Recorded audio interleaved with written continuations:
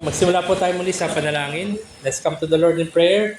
Aming Diyos na mahabagin, kami nga po ngayon ay lumalapit sa inyo. Hiningi po muli ang biyaya na mula po sa inyo upang palakasin ang aming pangatawan.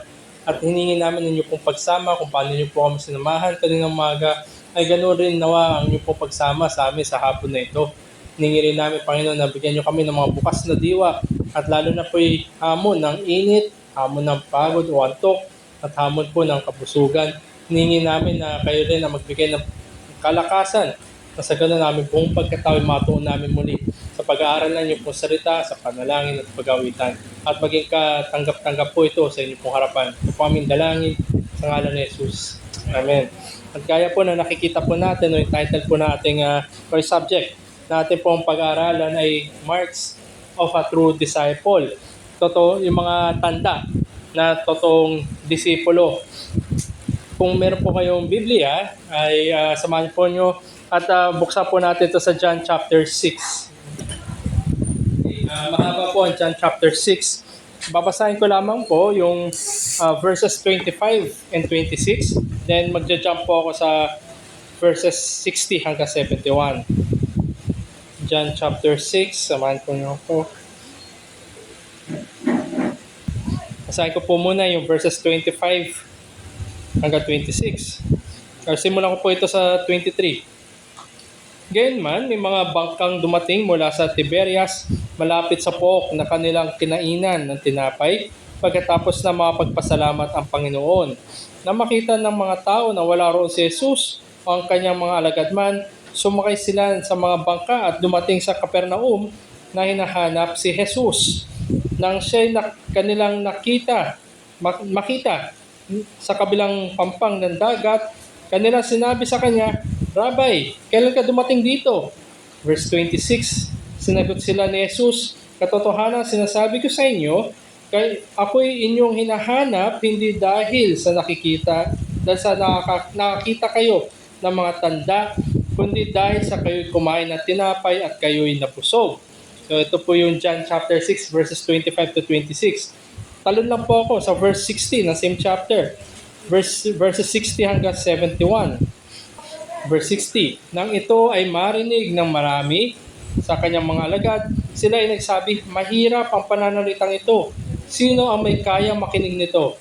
Subalit si Jesus, palibhasay nalalaman niya na ang kanyang mga alagad ay nagbubulungan tungkol dito, ay nagsalita sa kanila, ito ba ay nakakatisod sa inyo? Ano nga kung makita ninyong umakyat ang anak ng tao sa kinaroroonan niya ng una. Ang espiritu ay ang nagbibigay buhay, ang laman ay walang anumang pakinabang. Ang salita sinabi ko sa inyo ay espiritu at buhay.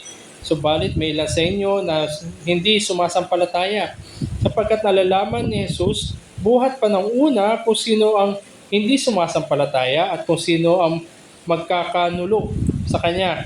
Sinabi niya, dahil dito'y sinabi ko sa inyo, walang taong makakalapit sa akin malibang ipagkaloob sa kanya ng Ama. Dahil dito marami sa kanyang mga alagad ay tumalikod at hindi na sumama sa kanya. Kaya't sinabi ni Jesus sa 12, ibig din ba ninyong umalis? Sumagot sa kanya si Simon Pedro, Panginoon, kanino kami pupunta? Ikaw ang may salita ng buhay na walang hanggan. Kami sumasampalataya at nalalaman namin na ikaw ang banal ng Diyos. Sumagot sa kanila si Jesus, hindi ba pinili ko kayo, ang 12, at ang isa sa inyo ay Diablo? Siya nga ay nagsasalita tungkol kay Judas na anak ni Simon Iscariote, sapagkat siya na isa sa 12 ang magkakanulo sa kanya. So ito yung John chapter 6. So yung makikita natin yung setting na ito, nagpakain muna si Jesus ng marami. Sa katotohanan, sabi nga doon feeding of the 5,000. So matapos niya, milagro na nagpakain siya. Ganun kadami? Out of very few lang, ilan lang. At nagkolekta pa nga, di ba? Napuno pa. Yung napakadaming mga natira, na pispis, pero hindi nagkulang, nabusog naman ang lahat. So doon, no, ito yung background niyan, nagpakain siya at sumunod sa kanya. Itong mga disipulo na ito, nagsasabi na sila ay disipulo ni Kristo. Sinundan siya hanggang doon sa kabila. At dito nga ay binanggit sa John chapter 6 yung isa pang I am statement na ating Panginoon patungkol sa pagkain. I am the bread of life. Yan. So ngayon, dito yung sa nakita natin, no, kinonfronta sila ni Jesus. Sabi nga nila, ito yung mabigat na salita para sa amin. Hard saying sa English version. Ano itong hard saying? Ano itong mabigat na salita? Tinignan ko po sa Google, sabi po dito, hard saying, difficult to understand, mahirap unawain, mahirap tanggapin, mahirap paniwalaan, o mahirap sundin. So lahat mahirap. Mahirap maunawaan, tanggapin, paniwalaan, sundin. So talagang ano yan, hard saying yan. Lalo-lalo na, pinatutungkulan dito, yung mga nagsasabi na sila ay mga disipulo. Diba? Mga professed believers. At tawag pa nga nila kay Jesus, Rabay. Tawag pa nila sa kanilang sarili, kami mga disipulo. So sila ay mga professed disciples, pero dahil dito sa mabigat na salita na to, sa hard saying na ito, tumalikod sila at hindi na sila naglakad o sumunod kay Jesus. So doon na yung parang huminto, no? Nothing follows, kumbaga. Parang halimbawa na lamang kung pwede kong gamitin. Napanood po ba natin yung Forrest Gump na palabas? Yan, isa magandang pelikula yun, lalong malapit sa akin sa nung bata pa ako. So nandun, meron isang kaganapan doon nung nag-jogging siya. Ang layo ng kanyang nilakbay, parang cross country pa nga. Pero dumating yung time na bigla siyang huminto, na napag-isip-isipan niya, uwi na lang siya. Diba? Parang yung mga disipulo sa likod, ano na gagawin namin? Sinamahan ka namin hanggang dito. Pero ano na? So ganito rin, yung mga nagsasabing disipulo ni Kristo, kinonfront sila. Hard saying, mahirap unawain, mahirap tanggapin, mahirap paniwalaan, mahirap sundin. Nandun din yung dilema. At ang sagot ng mga disipulo na ito, hindi namin kaya. Ano na yung kanilang gagawin? At ano yung kanilang ginawa? Sila'y tumalikod kay Jesus at hindi na sila sumunod sa Kanya.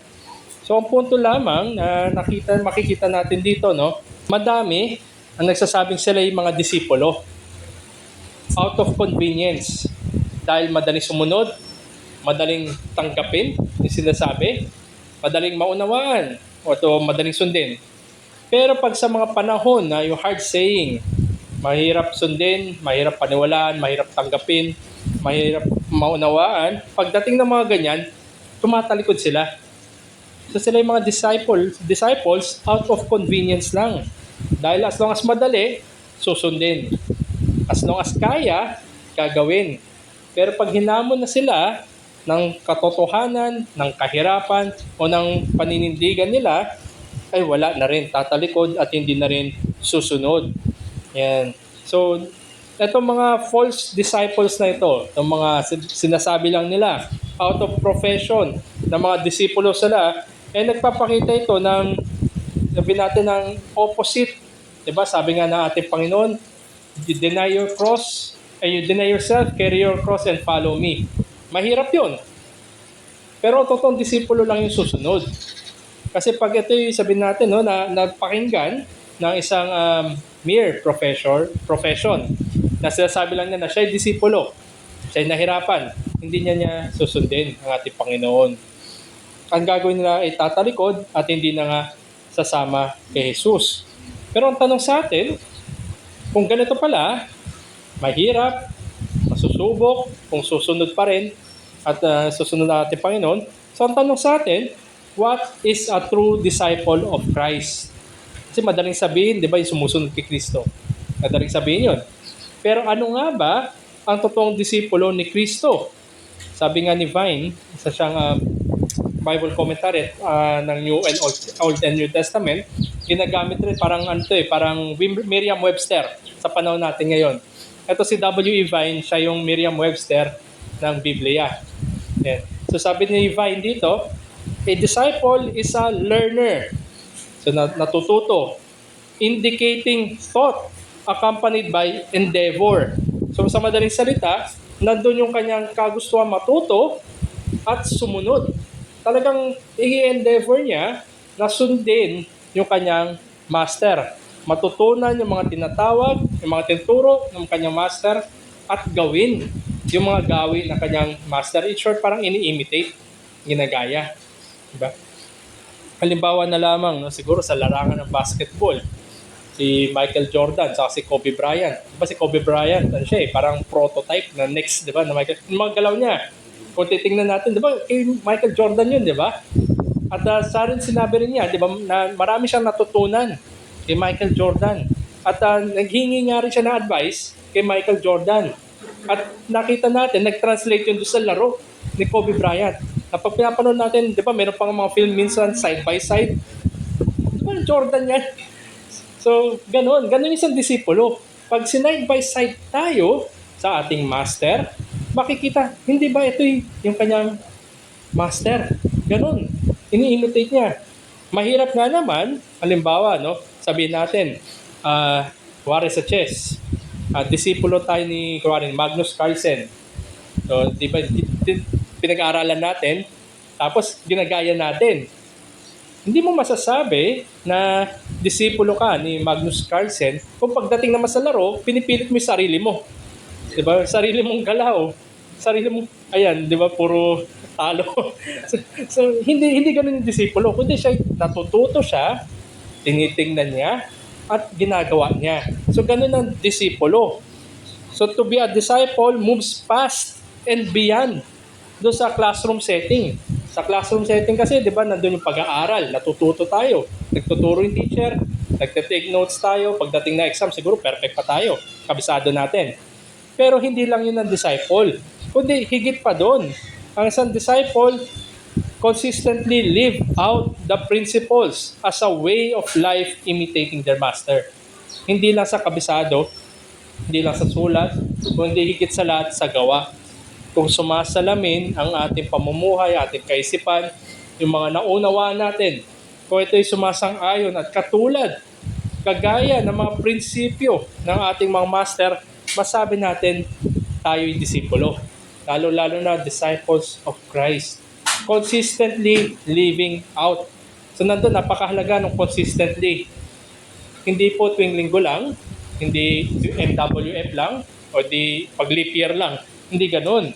Kundi pang-araw-araw na nakikita sa atin na tayo nga, yung pananaw natin, pamumuhay natin, paglakad natin ay kagaya ng kay Kristo. Hindi po ba napakahirap niyan? Mahirap yan. Mahirap mamuhay consistently. Madali siguro for a time. Pero sabihin natin, no, mamaya, tumba na naman. Mahirap. Pero ang kailangan dito, meron tayong consistent na striving. So alam natin, sa salita ng Diyos, nakikinig tayo sa pangangaral ng salita ng Diyos, marahil napapamuhay natin at a time, pero higit sa lahat dapat napapamuhay natin striving. Nagpapagal tayo, nagpa-persevere tayo na abutin o ma-imitate natin si Jesucristo sa lahat ng aspeto ng ating pamumuhay. Sabi nga sa John 14:15, sabi ng ating Panginoon, if you love me, you will keep my commandments. So kung mahal daw natin ang ating Panginoon, kung sinasabi natin na tayo disipulo ng ating Panginoon, pinahahawakan natin at pinamumuhay natin yung kanyang mga utos. Iba yung pinanghahawakan lang. Mari, mga utos ng Diyos. O huwag kang papatay, mari pinahahawakan mo. Pero kung pinamumuhay mo, baka naman puro pot na yung nasa loob mo. Ito nga hinatulan ng ating Panginoon. So nandoon, we strive to imitate our Master. Kung kaya't disciples of Jesus, love Him and obey Him. Mahal natin ating Panginoon, sinusunod natin ang ating Panginoon, sinasabuhay natin yung prinsipyo ng ating Panginoon. Sabi nga ni Nate Schill, by the way, no, ito po yung pangangaral ay malaki po yung kinuha ko dito po sa isang article sa Founders na sinulat nga ni Nate Schill. Sabi ni Nate Schill, true disciples display the imprint of a life transformed by Jesus to other Christ followers and the unbelieving world as evidence for belief and trust in the authoritative and sufficient Word of God. Sa madaling salita, ang sa totoong disipulo, pinamumuhay niya yung mga prinsipyo, pinamumuhay niya, pinapakita niya na siya ay totoong binago ng Diyos sa harapan ng mga kapwa disipulo at sa harapan ng mundo. Baka mamaya kasi, bro, parang bait mo lang pag nasa gawain ka. Paglabas, ibang klaseng halimaw na. Hindi dapat ganoon. Kundi sinusubukan talaga natin, ini-strive natin sa biyaya ng Diyos na maging consistent yung buhay natin. At yan nga yung pinakamagandang patotoo na tayo yung mga disipulo ni Kristo. So dito, no, paano natin tingnan? Going back to sa title natin, Marks of a True Disciple. So sabi dito ni Nate Schill, meron siyang 4 na parang principles na binigay kung paano makikita o yung mga tanda na isang totoong disipulo. Una, disciples love God supremely. Given yon. Sabi nga, di ba, if you love me, obey my commandments. If you love me, abide in my word. So, by default, dapat ang mga disipulo ng Diyos, mahal nila yung Diyos above all else. Love for God involves the whole being. Hindi pwedeng mahal natin ang Diyos sa salita lang. O mahal natin ang Diyos sa ating isipan lamang. Kundi kung sinabi natin mahal natin ang Diyos, dapat ito'y buong pagkatao natin sa lahat ng aspeto natin. At ang pagmamahal na yan, it ranks up and above than any earthly relations. Minsan kasi nasusubok, kunwari, love life. Nasusubok, mas mahal natin kaysa sa Diyos. So nangyayari, di ba, iba tumatalikod. Iba nagpapa-convert sa relihiyon dahil sa pag-ibig. Diba? So hindi ganon. Kundi ang pagmamahal natin sa Diyos ay higit pa siya. Hindi nga pwedeng pantay. Kundi hindi siya, sabi natin, incomparable. Sabi nga ng ating Panginoon, di ba, yung tinatawag niya na sumunod sa Kanya, ang daming excuse. Ito lang, Panginoon, bagong kasal ako, mag-spend time muna ako sa asawa ko. So nandun, earthly relation, husband-wife. Tapos sabi, yung isa, teka, Panginoon, meron akong biling bagong lupa. Titignan ko muna. So hindi rin siya sumunod. So okay naman yung endeavor na yun, pero nasukat pa rin, nahamon pa rin ng pagsunod, ng pagmamahal sa Diyos o yung mga earthly relationships natin. True disciples love God supremely. Siya yung pinakaangat. Siya yung mahal nila sa lahat ng meron dito. Lalo na sa relational level sa mundong ibabaw. At ikalawa, hindi lamang disciples love God supremely. Number 2, disciples grow in the knowledge of Christ. Lumalago sa kaalaman kay Kristo. Disciples must be lifelong learners. Yes, parating students tayo of the Word. Hindi nga natin ma-exhaust yung salita ng Diyos. Kaya nga siguro, mamatay na tayo, hindi pa rin natin madidig, no, napakalalim ng kayamanan ng salita ng Diyos. At hindi lamang yan, sabi ko nga kanina hindi lang ito classroom setting, kundi natututo tayo, nananatili tayo sa salita ng ating master at dapat pinapamuhay natin. Wala pong sense na alam natin. Ang dami natin siguro teksto na alam. Kabisado pa siguro natin, pero hindi natin pinapamuhay.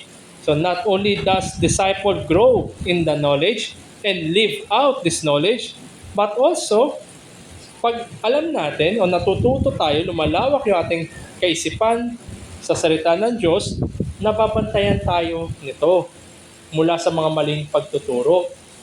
Mahirap lumago kung tayo namumuhay sa maling katuruan. Mahirap rin lumago kung ating nafe-feed tayo o di kayo natuturo sa atin ay mga maling mga bagay. Para sabihin natin, kumakain niya tayo araw-araw, pero puro junk food naman kinakain natin. So hindi tayo mag-grow doon. Kundi dapat, hindi lamang sa salita ng Diyos, as we grow in knowledge, kundi yung tama din para mabantayan tayo. So true disciples love God supremely. True disciples grow in the knowledge of Christ. Number 3, true disciples endure suffering. So nandun, pagpapagal. Suffering, wala may gusto na suffering. Sabi dito, makita natin, loving God and growing in His grace does not always happen unhindered. Wala namang pinangako ang Diyos na hindi tayo magkakaroon ng suffering eh. Diba? The more nga na oras na tayo ay sabi natin binago ng Diyos, yan yung simula ng suffering mo. Magkakaroon ka ngayon ng parang ano ba, yung nakagawian ko na itong kasalanan na to versus sa paano ko ipiplease ang aking Diyos na nagdikta sa akin. Itutuloy ko ba o hindi? Yung mga ganun. Meron tayong struggle ngayon. So yan yung entry point ng suffering. At dahil nga mahirap ito suffering, meron pa mga utos ang Diyos sa atin na mas mahirap. Ito yung mga hard saying.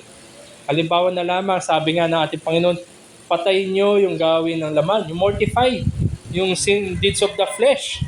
Mahirap yun ha. Kung ating sarili lang, hindi natin magagawa yan. At kung tayo sarili lang, hindi natin susubukan yan. Kundi pasalamat sa Diyos dahil tinutulungan niya tayo pamamagitan ng banal na Espiritu. At hindi lamang rin yan, nandun din dapat yung complete self-abandonment natin and fully trusting. Minsan kasi, sinasabi na siya isang mananampalataya. Pero parang ang dami niyang safety net ba? Secure na ako, malalim yung bulsa ko. Secure na ako, successful yung mga anak ko. Secure na ako yung mga ganun. Pero dapat ang makita sa isang totoong mananampalataya ay binitawan niya ano mga security na meron siya sa mundo at patuloy siya na nagtitiwala sa Diyos. Sinasabi natin, salvation belongs to the Lord. Totoo nga ba? Nasa Diyos yung ating kaligtasan. O baka naman sinasabi mo, ikaligtas kasi may backup plan ka pa. Meron ka pa sabi natin, retirement na tinitingnan. At hindi lamang yan, ang suffering din ay counterculture lifestyle and mindset. Lalo na sa mga pumapasok sa opisina. Diba? Isa nga po, share ko lang, doon sa Riva Family Camp nito nakaraan. Doon sa breakup session ng mga kalalakihan, nandun isa sa mga tinalakay doon ay paano, kunwari, yung mga sabi natin hindi magandang usapan sa context ng opisina. Mga hindi magaganda, mga either masama or either paninira puri o di kaya kalaswahan. So nandun, kasi sa mga tao ng mundo normal lang. Ganun ang isipan nila nangyayari. Yun din naman yung mga palabas sa telebisyon, normal lang. Pero isang totoong disipulo, meron siya struggle sa ganun. Nalalabanan niya at hindi siya magiging parte ng ganung klaseng mga gawain. Kanina nga sa pangangaral, hinikayat ni Apostol Pablo, mga mananampalataya, kayong mga liwanag, kayong mga anak ng araw. Hindi na kayo sa kadiliman. So kung ganoon, dapat ang pamumuhay rin natin ay hindi sa kadiliman. Meron tayong struggle at nagsasuffer tayo sa struggle na yan. Kasi hindi automatic sa atin yan. Kailangan natin lumago sa biyaya ng Diyos, kaalaman ng Diyos, at maipamuhay ayon sa ating Panginoon. So disciples endure suffering. Hindi madali yan. Wala pong nag-endure pag sabihin natin hindi nahirapan. Halimbawa na kanina, marami sa atin kumakain ng ano pong flavor nun? Yung chocolate flavor ba? Cola. Oo, hindi natin masasabi na nag-endure tayo. Nag-enjoy. Oo. Pero nag-endure, hindi natin masasabi. Kasi ang endure, sa harap ng hirap. Struggle. O struggle on the negative. Nandun, walang endure pag masaya, masarap. Ngayon, ang mga gawin, buhay na characterize ng kadiliman, dapat kung binago ka na ni Kristo, hindi mo dapat na-enjoy yun. Ini-endure mong patayin yung mga gawin na yan.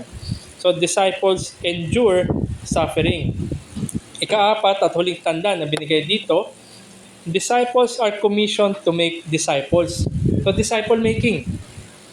Kung ikaw, sinasabi mo ako'y disipulo na ating Panginoon, pinag-aralan mo yung kanyang salita, lumalago ka sa kalaman sa Diyos na ito, pinapamuhay mo yung mga prinsipyo ng Diyos, minamahal mo ang Diyos na higit sa lahat, ikaw ay nagpapagal, nakikibaka sa laman. Ganon din yung gusto natin, i-impart natin as we make disciples. So ito yung sabihin natin, most powerful evidence of the power of God unto salvation. Pinapahayag natin ang Ebanghelyo Lalo na kung nakikita ito'y totoo sa ating buhay. Diba yung Great Commission nga, Matthew 20. Nangako ang ating Panginoon na hindi niya tayo iiwan hanggang sa kaduluduluhan.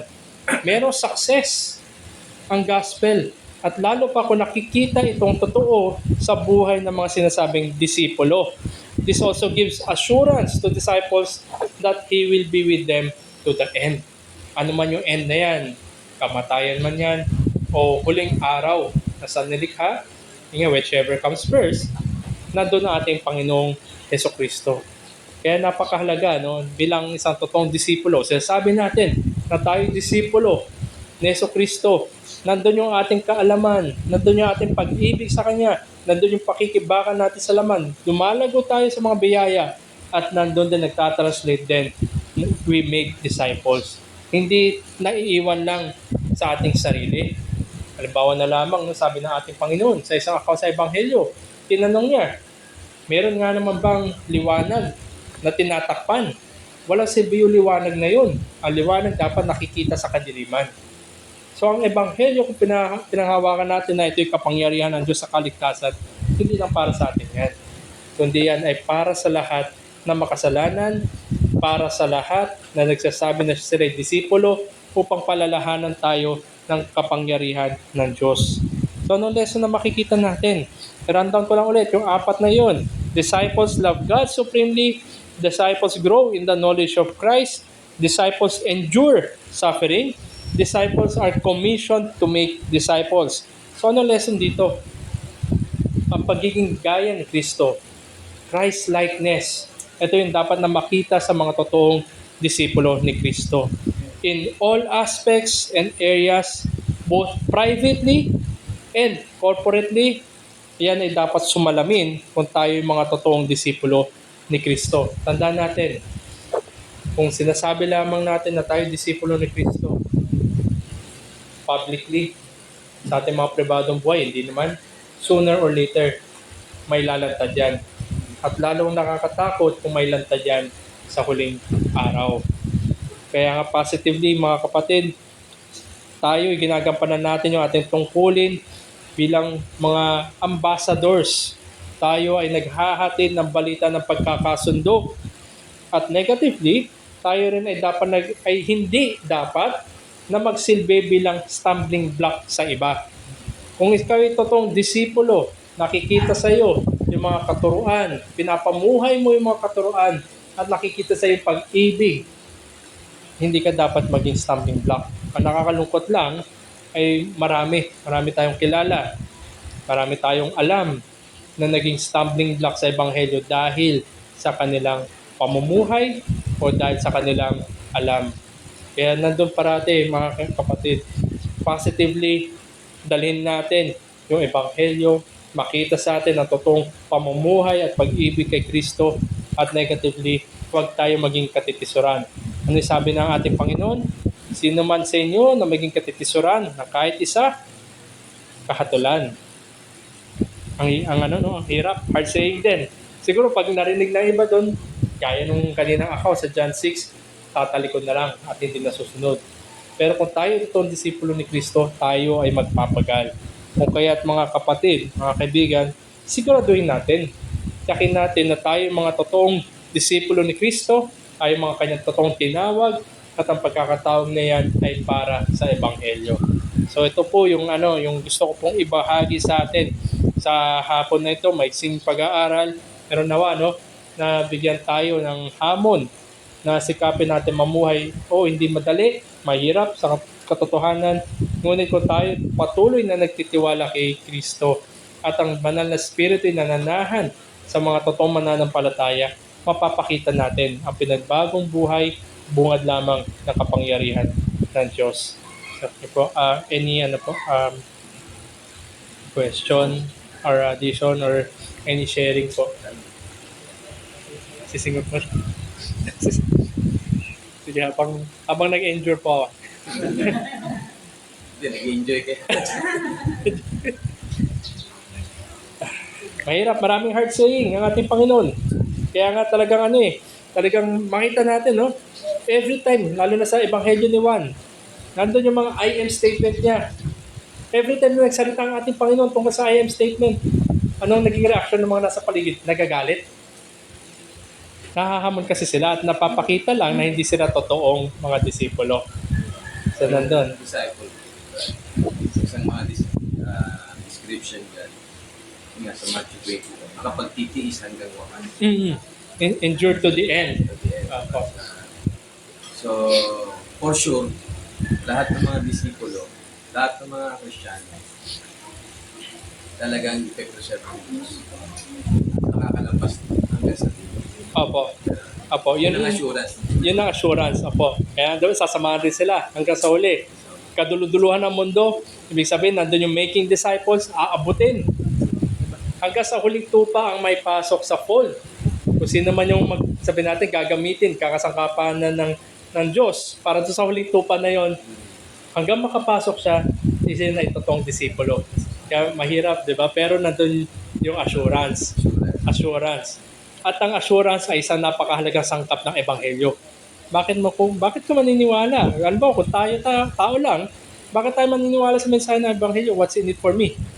Pero ang mahalagang sangkap ng Ebanghelyo para sa mga tinawag ni Kristo ay yung assurance na binibigay niya. Yung mga hindi nakatagal at nakatiis, hindi siya tunay na disciple. Opo. Ang mga totoong disipulo, no, kahit sabihin natin, may mga nagagawa silang rumal-dumal na kasalanan. Pero for a time. Pero kung sila yung totoong mga disipulo, manunumbalik sila. Gagawa ang Panginoon ng mga providensya, papaalalahanan sila na hindi ka hopeless cause. Ang Ebanghelyo na dati mong niyayakap, tumatawag sa iyo ang Diyos upang manumbalik, at kung ikay ng totoong disipulo, ikay manunumbalik. Sabi nga na ating Panginoon doon sa isang parable niya, sino ang higit na nagmahal? Yung mas malaki yung pinatawad. And lahat naman tayo, malaki yung yung utang natin. Pero ang gusto ko lamang po na sabihin, syempre hindi naman natin nanaisin na gumawa ng karumal-dumal, kundi katotohanan na sa isang disipulo na nakita niya yung lalim na pinaghugutan sa kanya mula sa kadiliman, siya yung higit na magkakaroon ng pag-ibig sa Panginoon. Okay, sige po, meron pang okay, i-endure lang po natin yan.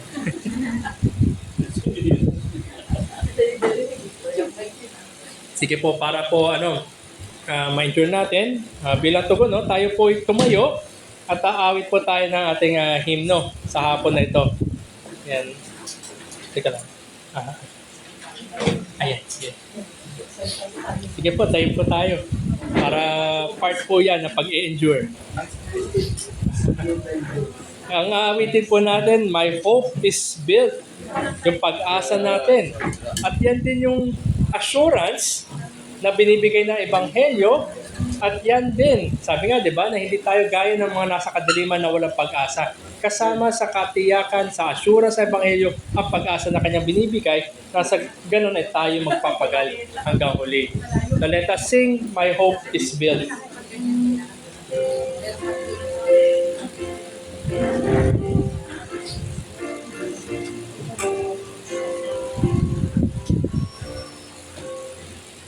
My hope is built on nothing less than Jesus' blood and righteousness. I cannot trust the sweetest faith, but fully lean on Jesus' name. On Christ the solid rock I stand, all other ground is sinking sand.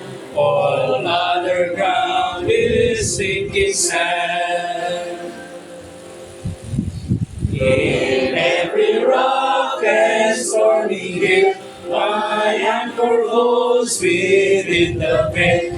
When all around my soul gives way, He that is all my hope and stay. On Christ the solid rock I stand, all other ground is sinking sand.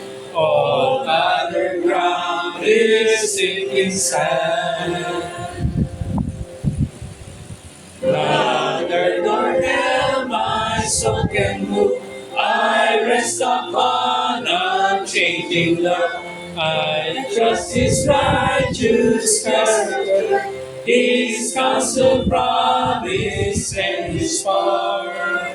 On Christ the solid rock I stand, all other ground is sinking sand.